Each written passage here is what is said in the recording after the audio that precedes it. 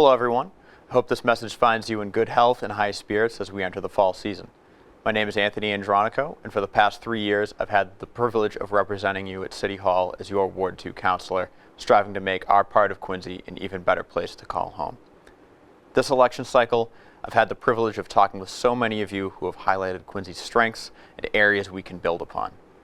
With Election Day around the corner, I wanted to take a moment to reintroduce myself, review the progress we have made together, and share my vision for the future. My journey into public service started shortly after I graduated from college, when I made the conscious decision to dedicate my career to public service. 7 years ago, I successfully ran for a seat on the school committee and earned the privilege of representing our community. Simultaneously, I took on the responsibility of a full-time job as a communications director in the state Senate, where I proudly served for more than 5 years before recently transitioning to my current role at the Massachusetts Association of School Committees. And these experiences in public service have been the cornerstone of my approach as your Ward 2 counselor. I've put politics aside, focused on carrying out the responsibilities of the job, and delivered tangible results.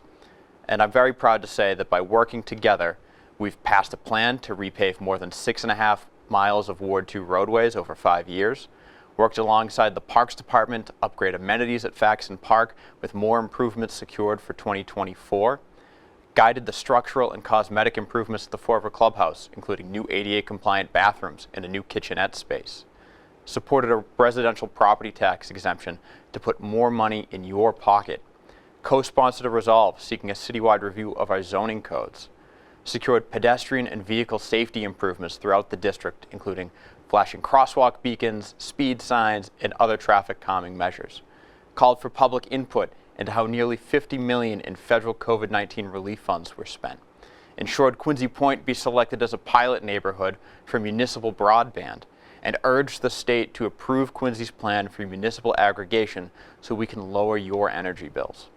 And above all, my greatest pride lies in my ability to connect residents with local services, whether it's trimming overgrown trees, repairing sidewalks, or implementing sensible parking regulations. And while these issues may not always make the headlines, they make a positive difference in our everyday lives. Additionally, I'm proud to have implemented a mailed quarterly newsletter to keep the entire district informed of the latest happenings. Not everyone's online, and we can do more to bring residents into the fold. And as many of you know, Quincy is a great place to grow up and call home.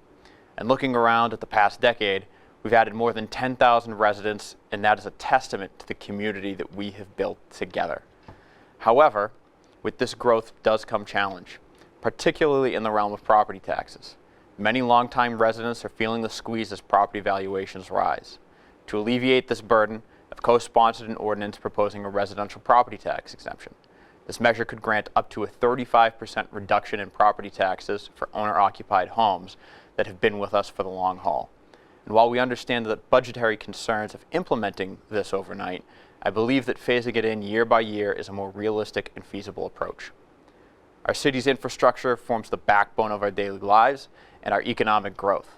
And I've listened to your concerns about the state of our roads and sidewalks, and in 2021, I proudly voted in favor of a 5-year infrastructure investment plan. In Ward 2, this resulted in significant improvements, including 6.5 miles of road repaving and 19 water main replacements. If re-elected, I do pledge to continue seeking funding opportunities to address all of our infrastructure needs. And of course, a vibrant and well-maintained community is the heart of our city. Neglected public spaces, litter, and blighted properties diminish our community spirit. And during my tenure, I've championed projects such as safety enhancements at the Fall River Clubhouse, amenity upgrades at Faxon Park, and a municipal internet broadband pilot program for Quincy Point. We need to finish the job over the next 2 years and bring these projects to completion. The future I envision for Ward 2 in Quincy is one of fiscal responsibility, transparent governance, improved infrastructure, vibrant community spaces, and accessible services. Together, we can shape Quincy Point, Penns Hill, and everywhere in between into an even better place to call home. Thank you for your time, and I ask for your vote on November 7th so we may continue our work together.